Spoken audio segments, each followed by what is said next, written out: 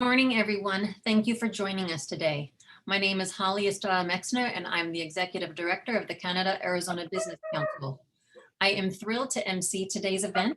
We are hosting in partnership with the province of Ontario and COMCE in Mexico City.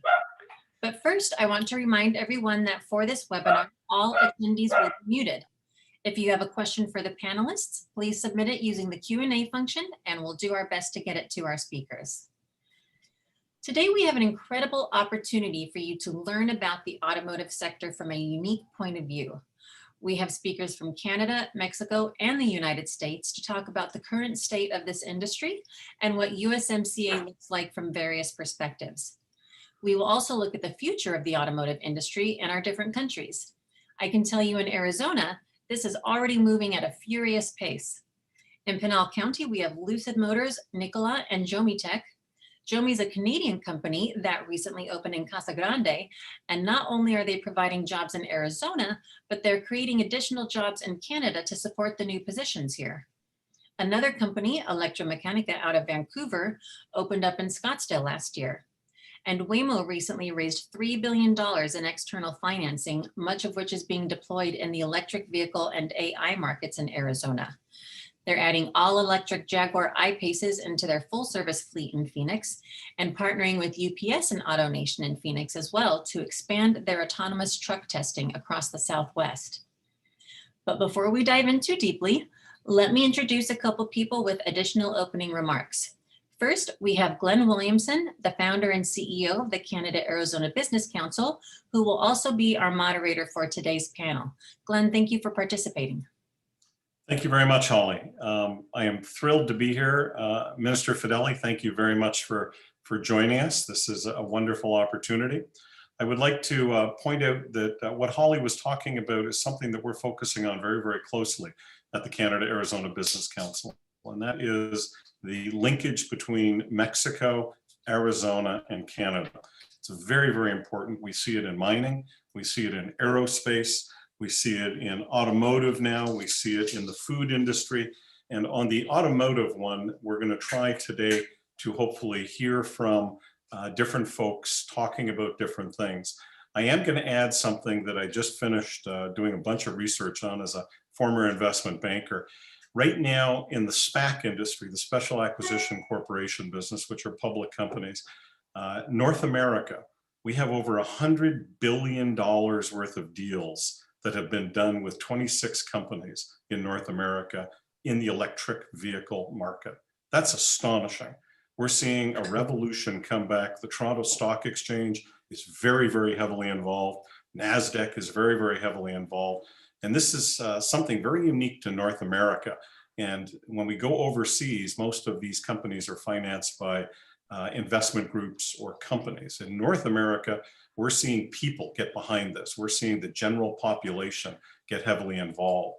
So we're thrilled as an organization to be showing this and putting a spotlight forward on it and talking about what's going on in Pinal County, a very unique scenario that's happened here recently with the companies that Holly just listed, with the relationships like Carolyn's company has had for decades with Mexico. And all of the things that we have been doing back and forth with Ontario has been very, very substantive. So as an organization, we are thrilled to be involved in this. We thank all of our members for getting behind it. And Holly, I'll turn it back to you now so we can get on with the program. Thank you. Thank you, Glenn. Next, I'm happy to introduce Jose Trevino Botti, who is the president of the Mexico-Canada Business Committee with COMCE, which is the Mexican Business Council for Foreign Trade, Investment, and Technology. Jose, thank you so much for being with us today. Thank you very much. It's a pleasure for me to be here. Good morning to everybody. It is a pleasure and a privilege for us in COMCE to participate in this important event in which we will analyze some questions and challenges that the automotive sector in our region is going to face during the new era of USMCA. For those who are not familiar with COMCE, let me give you a brief description. The Mexican Business Council of Foreign Trade, Investment, and Technology is one of the most important business organizations in Mexico similar to Canadian associations such as Importers and Exporters of Canada, or as Canadian Manufacturers and Exporters. With both of them, we have signed MOUs. What distinguishes COMCE is our dedication to promote exports, foreign direct investment, and development of technology. But we are also open to favoring imports and supporting Mexican companies in their investment plans abroad. That is why our motto is bringing the best of the world to Mexico and bringing the best of Mexico to the world. How do we do this? Well, COMCE has departments that provide services to members involved in international trade, such as logistics and customs facilitation, e-commerce, protection of Mexican investments abroad, and innovation working groups. Also, the COMCE membership is distributed throughout the country, but is concentrated in offices in 24 states. I am pleased to greet here Victor Gamas, who joined us from the COMCE of the state of Sonora. But the main activity of COMCE is carried out through bilateral committees and countries with which we carry our trade and investment activities. These committees are intended to increase the investment. These committees are intended to increase the business relationship with the country in question, and we currently have about 60 committees. Naturally, depending on the level of trade and investment that Mexico has with each country, some committees are more active and important than others. In this sense, two of the most important committees of COMCE are, firstly, the Mexico-United States Committee, and very close to it, the Mexico-Canada Committee, which I have the honor of presiding.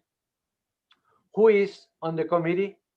The Mexico-Canada Business Committee is made up of officials of the two governments and businessmen from the two countries.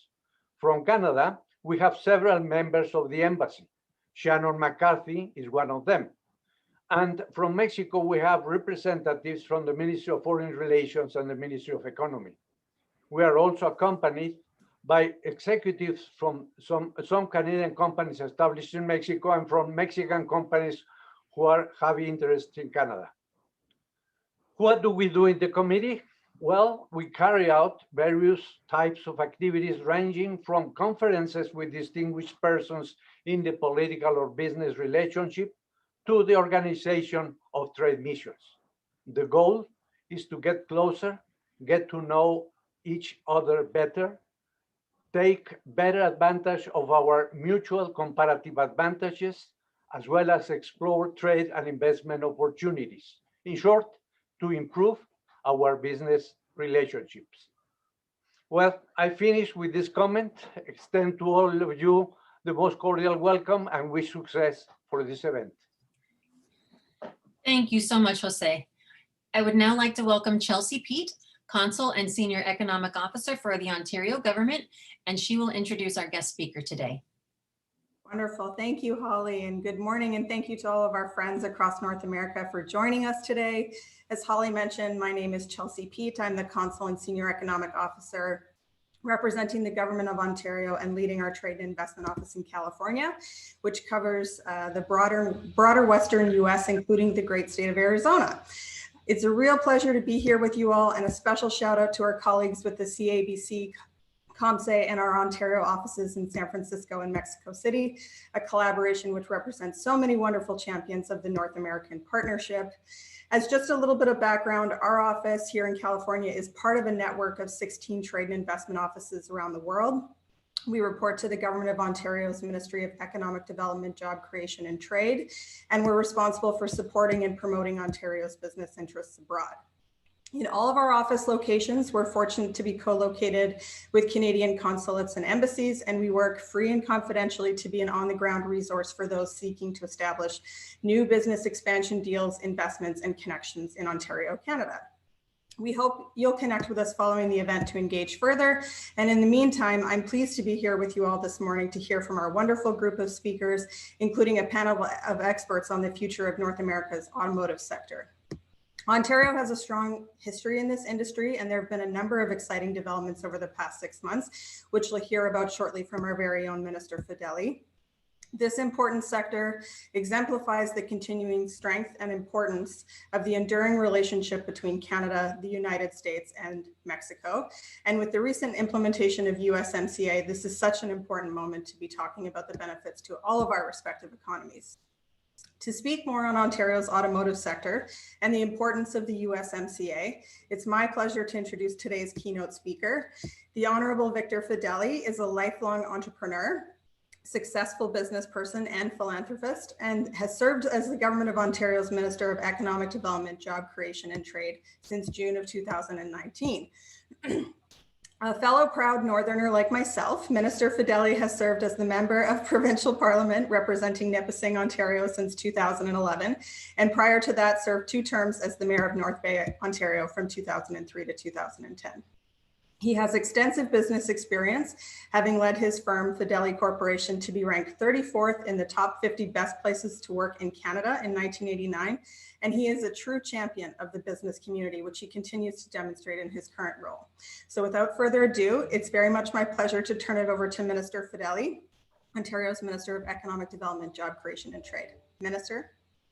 Thank you very much, Chelsea, for such a warm introduction, and you're doing a great job with this. And I always knew a fellow Northern Ontarian would do the kind of great work that you're doing. So thank you. And hello, everybody. Hola, greetings from Ontario.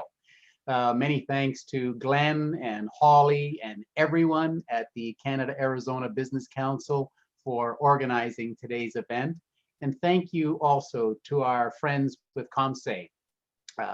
Jose, Victor, and Veronica, as well as Shannon with our Ontario office in Mexico. It's wonderful, really wonderful to see this collaboration right across all borders. With the global pandemic continuing to impact economies around the world, it's more important now than ever that we work together to support jobs for families and communities. With the United States, Mexico, Canada agreement, and we're going to just refer to it as NAFTA 2.0. That's just how I view this one. It's going to usher in new levels of economic cooperation. This is the ideal time to be discussing an industry critical to livelihoods across North America, automotive. We are thrilled to have this opportunity to share with you the story of collaboration, innovation, and investment that is unfolding across Ontario's auto sector. Our auto industry has been experiencing great success lately, a high point in a time when good news is in a short supply. Importantly, for our friends and partners in the US and Mexico, Ontario's upward trajectory offers expanded trade and investment opportunities that will benefit all our economies. Beyond NAFTA 2.0, Ontario is also working directly with US states and engaging with a number of Mexican states to strengthen economic ties. In December, Premier Ford and I were delighted to sign a first of its kind strategic investment and procurement agreement with the state of Maryland. The agreement will boost collaboration in areas including automotive, advanced manufacturing, PPE production, and government procurement. About 2 years ago, Ontario Premier Ford launched Driving Prosperity, and it's our long-term plan for the auto industry. The plan was informed by strategic advice we received from all across the industry, and it became a rallying point for unprecedented teamwork among assembly and parts companies, labor, research, education at all 3 levels of government. And at the same time, our government doubled down on the priorities we set when we took office in 2018, and that is to reduce business costs and cut red tape. Our goal was simple: to make Ontario the best place to develop and manufacture the vehicles of tomorrow. And we have to say, the plan, it's working. The fall of 2020, in 30 days, we saw a truly remarkable run of investments in Ontario's auto industry. More than $5 billion in 30 days. Ford's Oakville Assembly Complex will become the global hub for battery electric vehicle production.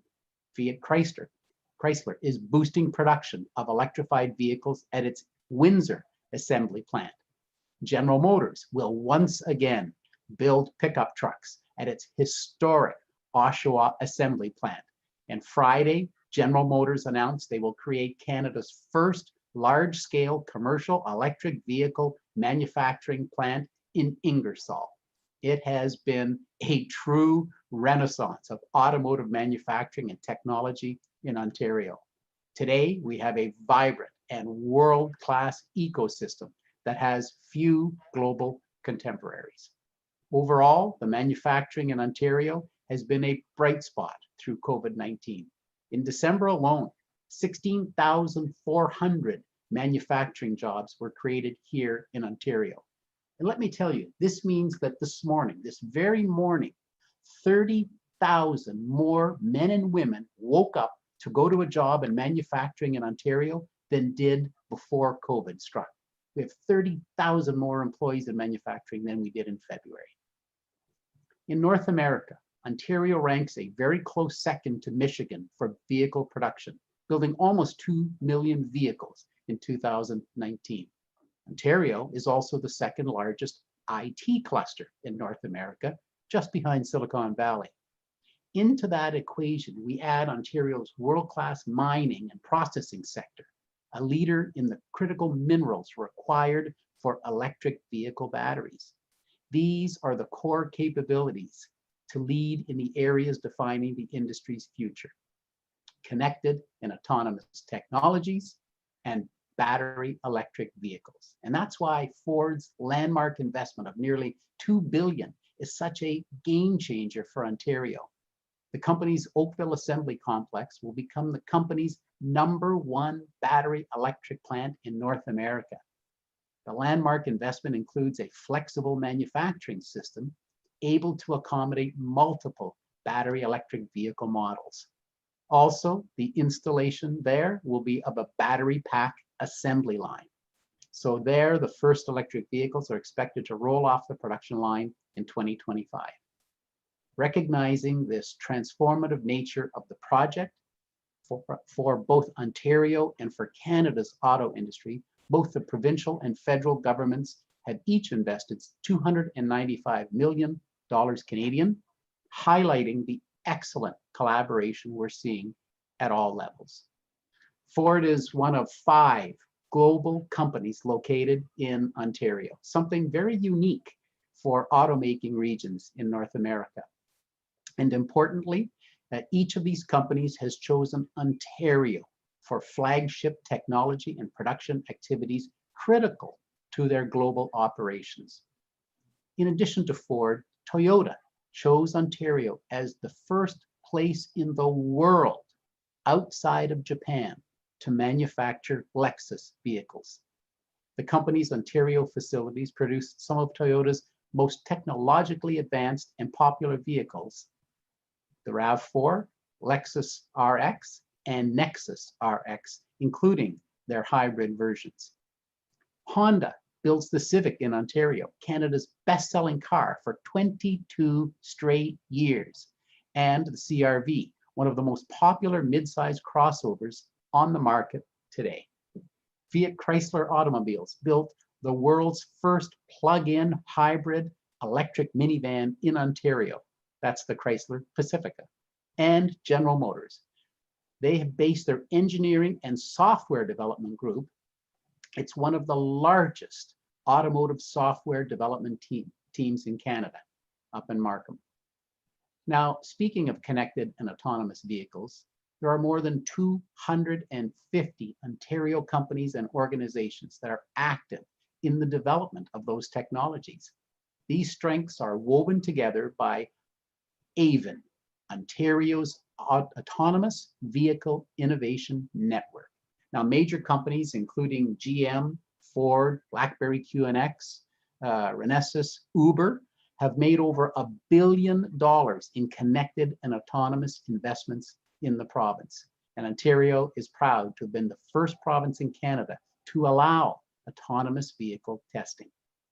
The upshot of this future-oriented automotive cluster is that Ontario's industry supply chain is extensive and technology intensive.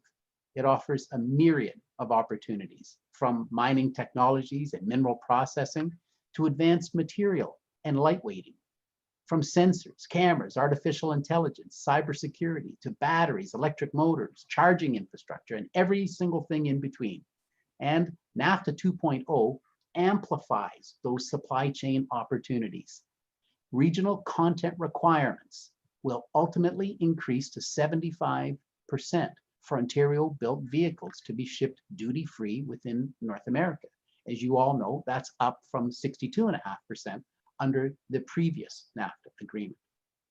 Just-in-time manufacturing requires proximity of suppliers.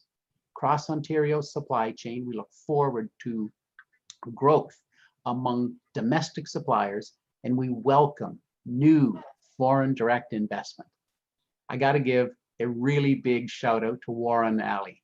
He's on the call today. You can see Warren with wearing his Project Arrow t-shirt. Warren, to you and all the folks at APMA, a shout out for your ongoing leadership and partnership to drive Ontario sector forward, especially, Warren, during those NAFTA 2.0 negotiations where you guys really did shine. We're already seeing greater investments and partnerships taking shape. First Cobalt Corporation is accelerating the startup and expansion of its cobalt refinery located about an hour north of me here in Northern Ontario. Both the Canadian and the government of Canada, both the Ontario and the Canadian governments each contributed $5 million towards a $10 million investment. The refinery will become the only source of domestic cobalt for the North American electric vehicle industry. At the end of 2020, we held a virtual trade and investment mission to India. And I can tell you, as a result, PCI, a supplier of components to India's auto sector, announced it will be building their first ever international facility right here in Ontario. And of course, as Economic Development Minister for Ontario, my pulse races a little quicker when a company is creating new jobs in our province. But let's remember that supply chains are interconnected right across North America, and growth in one area will inevitably benefit other partners too. A couple of examples. Magna International is based in Ontario and is amongst the world's largest auto suppliers. The company recently announced a joint venture with South Korea's LG Electronics to manufacture electric vehicle components. The partnership will bring new work to LG's global operations, including its plants in the US. And we also have to give a shout out to St. Clair Technologies and Woodbridge Group. These are two Ontario-based companies that are true North American companies with operations in Canada, US, and Mexico. So thank you to Carolyn Hunter, St. Clair's president, I can see her right there, and John Zian, Woodbridge's president and CEO. John, thank you both for sharing your expertise during our panel discussion today. As global companies adapt their investment plans to a post-COVID environment, we've noticed a heightened interest in what Ontario has to offer. So beyond the projects, the auto projects announced earlier, Roche, based in Switzerland, and the world's largest biotech company, chose Ontario for its global pharma technical operations site. It's a $500 million, 500 employee announcement they made in the fall. You know, the uncertainty and disruption caused by the pandemic has brought Ontario's investment attributes into even sharper relief. Our talent pipeline, with 44 public universities and colleges, we produce around 50,000 STEM grads every year. We have a dynamic and diversified economy, competitive business costs with some of the lowest manufacturing tax rates in all of North America, and a global reach that is supported by Canada's free trade agreements in around 50 marketplaces around the world. And as I said earlier, a diverse population where people are welcome from around the world. With Ontario's recent budget, we're taking another step forward with foundational changes to improve our competitiveness. This includes further reductions to business taxes and the introduction of comprehensive industrial and commercial electricity rates that will bring Ontario's prices below the US average. Those kicked in January 1 of this year. We're also putting out the welcome mat for companies interested in working with Ontario. We have a network of international trade and investment offices that raise Ontario's profile and build commercial relations in markets around the world. Chelsea, our team at the San Francisco office, led the organization for today's event. Thank you again for that. In collaboration with our friends at the Canada-Arizona Business Council, COMCE, and our office in Mexico City. Thank you, Shannon. And our North American network, also for your information, includes offices and people on the ground in Washington, Chicago, Dallas, and New York. We are doubling down on engaging in support for the future of the auto sector across the continent. Our San Francisco office, for example, is leading a virtual auto technician in March that will encourage even greater collaboration among automotive and mobility companies in all our regions. So it's easy to get in touch and build partnerships that will support growth across our economies. And we urge you, please take the opportunity to connect. Another exciting development is the launch of our new investment attraction agency entitled Invest Ontario. This is going to provide customized tools and services to assist companies wanting to establish in Ontario. Invest Ontario will initially focus on 3 sectors where the province already has competitive advantage, and that's advanced manufacturing, including automotive, technology, and life sciences. You know, to walk around any Ontario auto or tech company right now is to absolutely feel the energy of an industry alive with possibilities. But let's end here with a story that tells you even more. That is perhaps the best way to sum up the people, the passion that drive our industry. When COVID-19 hit our government, Premier Ford, he said, never again will we be caught not having the PPE, the personal protective equipment that we need. And he immediately put out a call to Ontario's manufacturing community. We needed help to make those emergency supplies, ventilators, and protective equipment. It was an urgent call, literally about saving lives of our frontline workers and those most vulnerable. And our manufacturers, they are the ones who went above and beyond. They pivoted. They retooled their operations to help the virus and to help fight the virus and to show why Ontario is Canada's workshop. And that is the greatest strength of Ontario's manufacturing sector. Our people always pushing to do things better. Collaboration is in their DNA, and their ambitions are as global as the industry itself. So there are many ways for Arizona and Ontario to work together to our mutual advantage. And we are absolutely delighted to work with you to help make that happen. Thanks, everybody.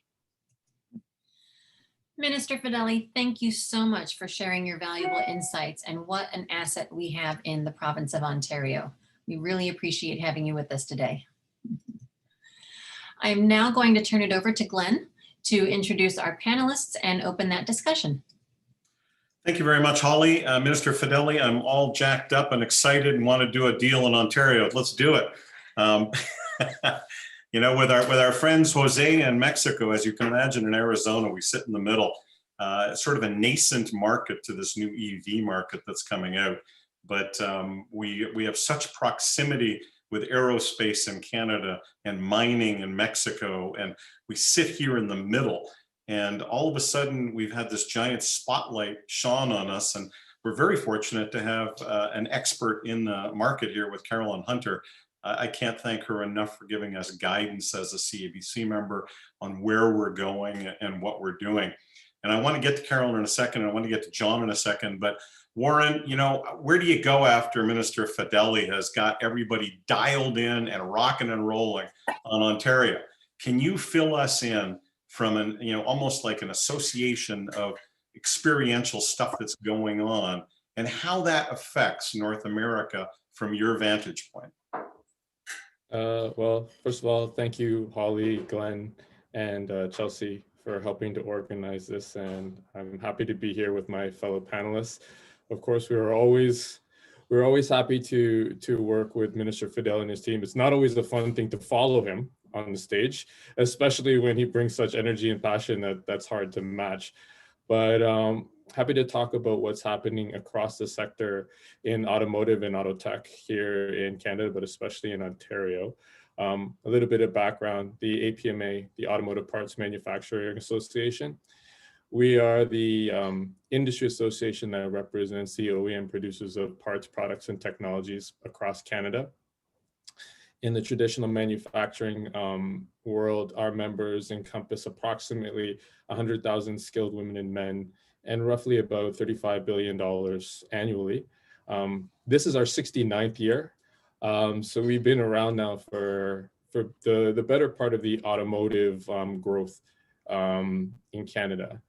And our members are active, not just here in Ontario, but they have active operations across North America, in the United States and Mexico. John Zian is president and CEO of Woodbridge Group, and Woodbridge Group is a prime example, along with Carolyn Hunter and Sinclair Technologies.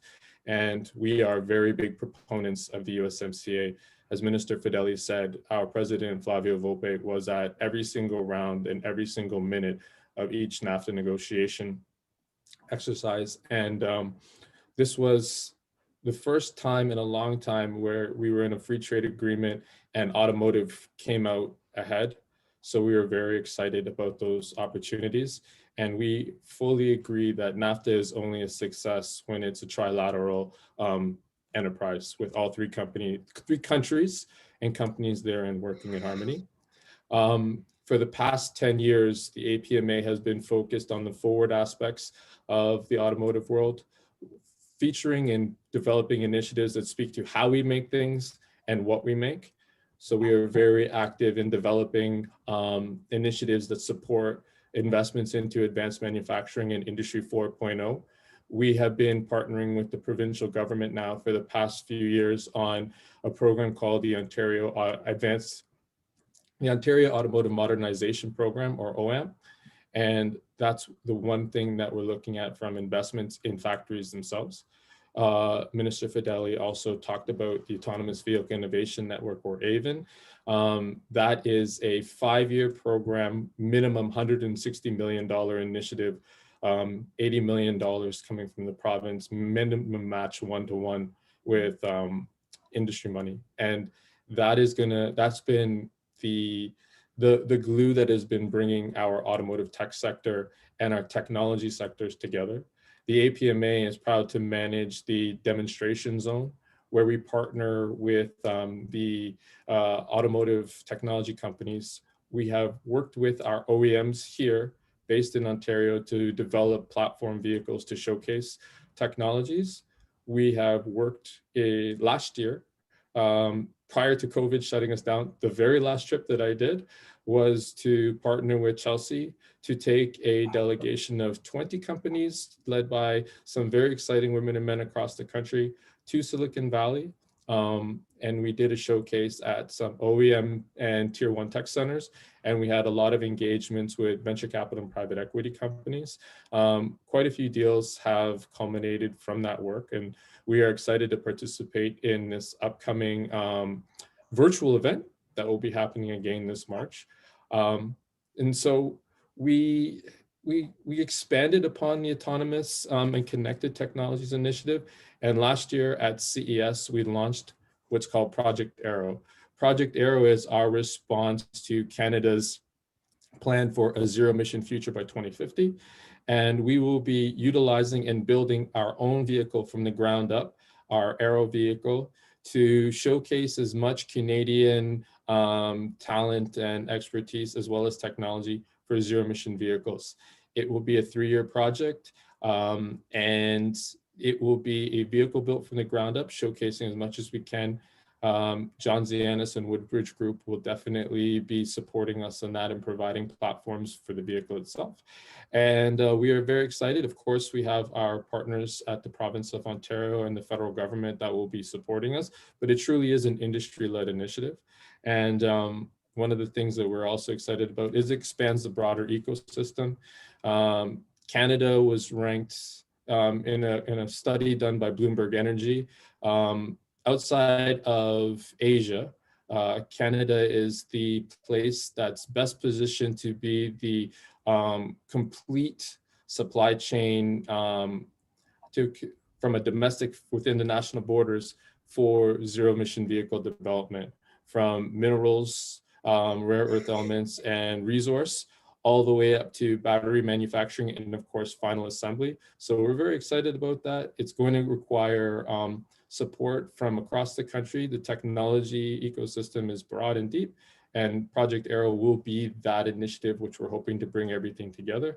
And so we look forward to the opportunities that we have to partner with other jurisdictions to make sure that zero emission vehicles grow and are adopted throughout. And we're excited about what's going to happen with Lucid and some of the other things like Local Motors as well, bringing their autonomous but zero emission platforms forward.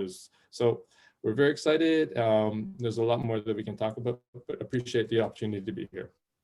Super, Warren. Thank you very, very much for that insight on that. As you know, in Arizona, not only do we have Nikola and Lucid sort of putting pegs in the ground, but we've had some pretty deep movement here with New Holland and with John Deere and their autonomous vehicles and a lot of that activity, which has been going on for years and years and years in Arizona, as well as all the test tracks that we end up down here.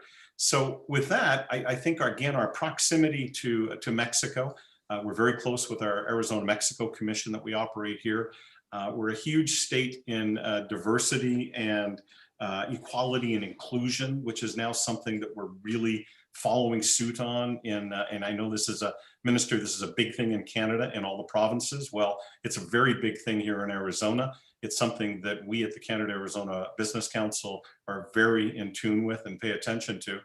One of the things that's got us a little concerned right now with all of this wonderful North America activity are the borders. So Carolyn, you've got 1,000 people just south of us in Mexico, and we would love to hear from you how you've been operating in Arizona and Mexico for so many years in the automotive industry, and how you're dealing with USMCA, the new one, versus NAFTA, and how you're dealing with the borders. Thank you, Glenn. Thank you, Holly and Chelsea. Thanks to everybody who's on the panel. St. Clair Technologies is a mid-sized wire harness manufacturer originally located in Ontario. We still have our corporate office there. We moved our manufacturing to Mexico with the advent of the original NAFTA. And I will say that while the NAFTA is now USMCA and CUSMX and a bunch of different TMEX, I will refer to it, as the minister did, as NAFTA 2.0, but primarily because I think it still references North America, which is really what we're doing with the NAFTA agreement. It's making North America more competitive in the global marketplace. Arizona is central to our operation, our executive group, sales, engineering, they're all here at our facility, and then our manufacturing is in Mexico. We've found that the original NAFTA agreement needed to be rewritten. Any agreement needs to be updated. There needed to be some adjustments made simply because there were things that weren't included 25 years ago. We're very pleased with the new NAFTA program. We think it encompasses a level of complexity that helps us meet the global demands that we're in today. Specific to moving product, we continue to work the process. Our compliance team is very skilled, and we're able to take the new NAFTA program and implement it across the board with few problems or issues. physically getting across the border, we've been lucky in that we are in the most perfect location of Arizona. Our straight shot from the West Coast and down into the Sonoran State and the Baja allows us to move our product very cleanly up and down. We didn't really have any commercial issues. We've had a significant problem with personnel issues. We have a real shared environment at St. Clair, and we found some problems with getting people in and out of the country. We're hopeful that the pandemic will be swiftly resolved and we can move ahead with being able to move our people around the country as well. We think that the new NAFTA makes us more competitive. It increases our global competitiveness when we look at who we compete most broadly against, which is Asia and India, for our products specifically. Having the links that are created with the USMCA, we're able to complete our process using all of the various available institutions in Canada, the US, and Mexico to ensure that we have the most competitive product. We have 1,500 employees. 1,275 of them are in Mexico, actually, Glenn, and the remainder are in Ontario and Arizona. Our employees are the heartbeat of our organization, as I'm sure most people would say. And what we've been able to do with the new USMCA is ensure that those employees are gradually going to improve their lives by evening the playing field somewhat. We're enthusiastic about that. We're enthusiastic about the environmental improvements. We're enthusiastic about the IP improvements. Those things were all necessary. I was very excited to hear Minister Fedeli talk. I think I'm from Ontario originally, so I'm a Canadian girl at heart. So seeing Ontario doing so well is very, very enthusiastic for me. I'm pleased. We actually provide product to several of the programs that Warren referenced in Ontario and have been working very hard with the tier ones to ensure that we're ready for EV as well. We are currently working to develop the wiring system for Lucid Motors. So we have a lot of different irons in the fire, and electric vehicles are going to be the wave of the future. What we're hoping and what we're planning to do is to create an environment where we honor the history and continue to run our business specific to the electric wiring that we currently do, while being cutting edge and using a lot of the new technology that's out there to ensure that we remain competitive, we remain current, and our product becomes as fluid as the environment with which we're working in. Certainly, it's interesting to me to hear what's developing up in Ontario. I'm absolutely interested in hearing what CanUse is doing. Mr. Trevino, I would be very interested in working more closely with Victor Gamas, for example, specific to what you're doing in Mexico to ensure that that tri-national environment is maintained. I think it's really important that we recognize the value of each of the countries when we're talking about how we're all successful.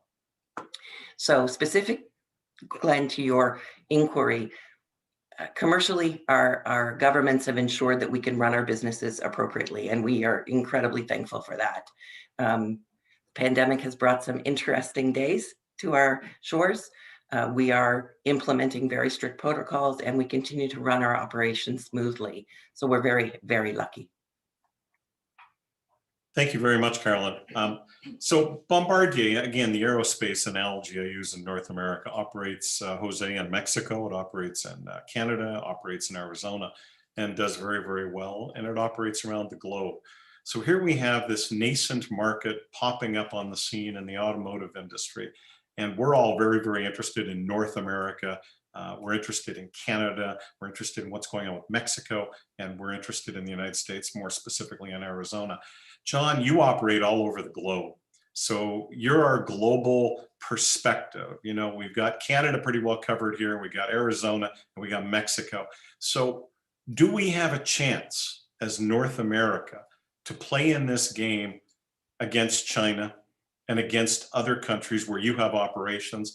Or are we sort of going to be a dangling participle in this? Well, good morning and thanks for having me. And again, I think after listening to Minister Fedeli, I think that's a resounding yes, but I'll give a longer answer, maybe just a little bit about Woodbridge. Again, Canadian organization, just north of 2 billion in sales. So we're in 10 countries around the world, 55 facilities and 7,500 teammates. And, you know, I want to emphasize, I say probably more than half of those facilities and those teammates are based in North America. Originating in Canada, obviously, but the US and Mexico are extremely important parts of our organization. And we have Arizona surrounded, I would say, in between Missouri and our Mexican and Texas, locations in Texas, as well as Mexico, where we have Arizona surrounded there. But again, you know, our organization is, really focused on innovation, being an automotive system solutions provider. Thinking about some of the mega trends, whether it's electric vehicles or sustainability, we're really focused on the future of innovating lightweight, clean solutions, CO2 free solutions, alternate materials to some metals to improve fuel economy and continue to make, address some of the issues that some of our EV OEMs are bringing to the forefront, which is, again, try to extend the battery life and the mileage that you can reach with these vehicles. So again, the lightweight side of things is critically important, and again, the sustainability side of things, you're replacing some of the the petrochemicals with some natural forestry byproducts is something we're focused on. And again, from a getting back to the innovation side of things, the 4.0, digitizing our workforce. Really enabling them with real-time information to make real-time decisions to make us even more productive than we are today. So, getting back to your question, we absolutely can be competitive in North America. We already are. You're seeing the renaissance that Minister Fedeli already referenced in Southern Ontario. You're seeing that in the US and Mexico as well. We can absolutely compete with China and other countries. The new NAFTA agreement and increase in those content rules. I think COVID has even taught us the supply chain, how critical the local supply chain is, and being able to make sure that you can be self-sustained and address some of the hiccups that we had to see here over this past year. So we're very excited about the future, and innovation is the way forward. And if we're not innovating, we're in trouble. But I'm very positive on where we are so far, and a lot more to do. Great. Thank you very much, John. Warren, my next question is to you. The automotive development cycle of generations of vehicles in the past has been X. Am I anticipating or watching occur right now a much shorter development cycle from start to finish? And how does that affect the manufacturing machine behind that? Can it move quick enough to adapt to that? Oh, a little bit to unpack with that, but the automotive world in North America and everywhere else, it's transitioning and transforming one from a manufacturing-based business model to one that's technology-centric. John talked about Woodbridge developing systems and solutions more so than just individual unintelligent products themselves. And you look at the OEMs mimicking what Tesla's done. They're developing business models that extend beyond the life of the one-time sale of the vehicle off the lot. They're looking to monetize every mile/kilometer the vehicle travels, whether that be through selling of services, selling of kilometers, miles themselves, and selling electrons.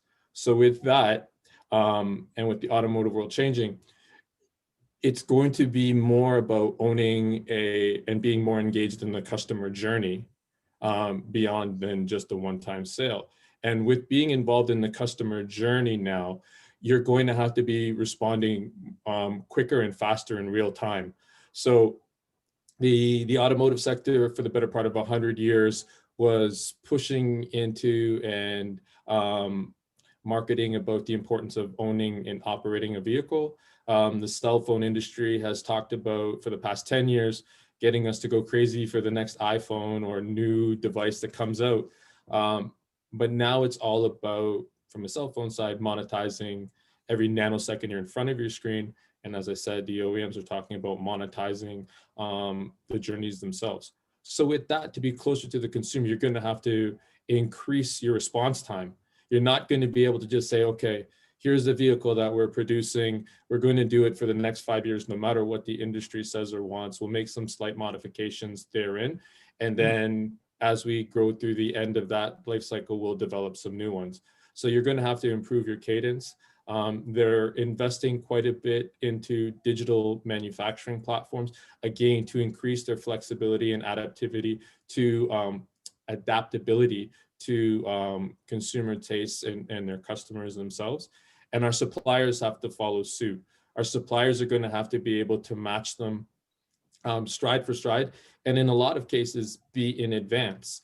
You're looking at developing solutions and systems again, versus, a business model where we sold 1 million parts this year, we want to sell 1 million too. Now it's how can we be part of that recurring revenue and recurring value that comes as the vehicle is used. And so with that, it's going to be having to improve, and you're going to see cases now where the life cycle of a vehicle is roughly a couple 100,000 kilometers, but that's with the vehicle parked quite a bit of the time. And now with vehicles going to be used more with the anticipation of, maybe some shared times, you're going to see that kilometers now are not going to be done over 10 years, but they may be done over a much contracted period of time. And so that way you're going to have to develop and deliver vehicles much faster. And again, the parts suppliers are going to have to be able to match or even be ahead of that to provide greater value add to their customers. Great, thank you. John, next question for you. Digital, virtual, everybody working at home, workforce dynamics changing as dramatically as they are. What efficiencies are you seeing globally as we all move into what I would classify more mainstream employee base working this way?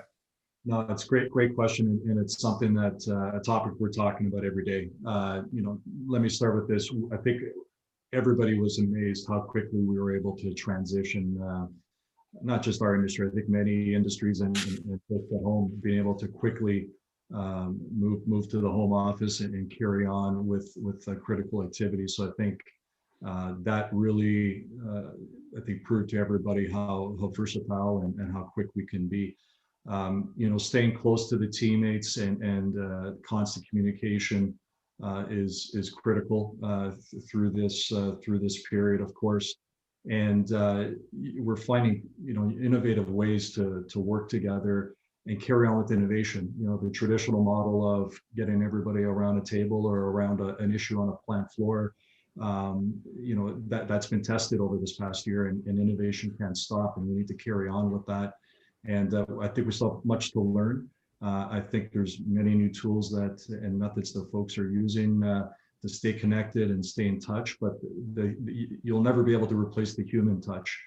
So I think just over communicating is going to be critical for us going forward. And again, I think this is a conversation that's going to carry on. I don't know if there's one answer. It's a big one. Carolyn, next question for you. Is government keeping up with the private sector in your world, whether it's Minister Fedeli's government in Ontario, whether it's the Mexican government or the Arizona government, with all of this movement so quick, are the governments keeping up? Oh my, that's a difficult question. I have some government people on the line, so let me,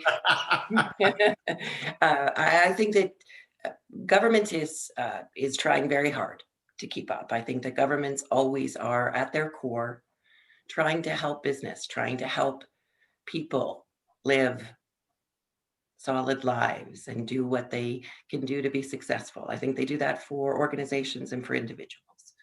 I think we have struggled a little bit in the last 12 months with the coordination of efforts, I will say, and it's not just because Minister Fedeli's on the line. The Canadian government, the Ontario government has really been exemplary in providing data and information to business that's more cutting edge. We're working closely with our counterparts in the Arizona government Governor Ducey's office is excellent, as always, at responding to inquiries. Mexico is a little less pervasive in terms of quick answers. But overall, I think that governments, they don't lead, they establish the parameters, and then business takes the role and becomes innovative. And governments try to ensure that there's a level playing field and that we can all be successful. But if we're looking to government to pave the way, I think that's wrongheaded personally. I think that business needs to be innovative. We need to use the tools that we're given by the governments that are established, because as we all know, they change, and do the best we can to run our businesses around those parameters in this current environment. Certainly, Sonora is an excellent state to work with. We've had a lot of positive interactions with the entire leadership group of the state of Sonora. Governor Ducey's an excellent guy, and in truth, and I'll say this with a touch of surprise, super pleased with the work that Premier Ford has done in Ontario. Just incredibly pleased with how forward-thinking the government of Ontario has been. So hopefully that answered your question without offending anyone, Glenn. It did. Thank you very much. John, Carolyn, Warren, thank you very much for being part of the Q&A. Holly, back to you to wrap it up. Thank you, Glenn. Thank you for moderating. We do have a couple more questions that came in that unfortunately we aren't able to get to because we are already out of time. If you would like to be connected to someone in the trade office regarding questions on incentives or subsidies, feel free to send me an email. My email address is on the email that you received when you registered for this event. I'd like to give a big thanks to John Zianis, Carolyn Hunter, and Warren Ali for sharing their industry knowledge and experiences with us today. Thank you, Minister Fedeli, and everyone with the Ontario government and with COMCE who made this event possible. We look forward to seeing everyone again soon, if not in person, then at least back here on the screen. Take care and have a great day.